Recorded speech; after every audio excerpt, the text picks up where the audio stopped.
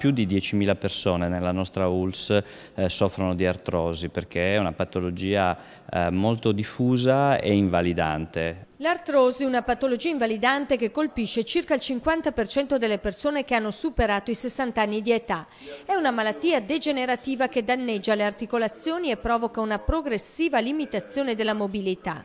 Se ne è parlato oggi agli ospedali riuniti Padova Sud nell'ambito della campagna di informazione Storie di vita in movimento, un progetto che mira a fornire consigli sulla gestione e la cura dell'artrosi. I gradi quelli più iniziali, diciamo che è sufficiente la terapia medica con antinfiammatori a cui si può associare della terapia riabilitativa.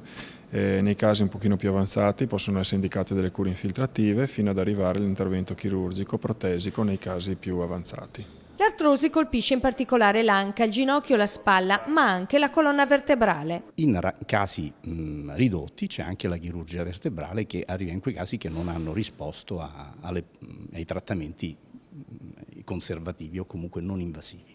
L'obiettivo naturalmente è quello di assicurare ai pazienti un netto miglioramento della qualità della vita e il ripristino della normale mobilità, insomma garantire loro una vita in movimento.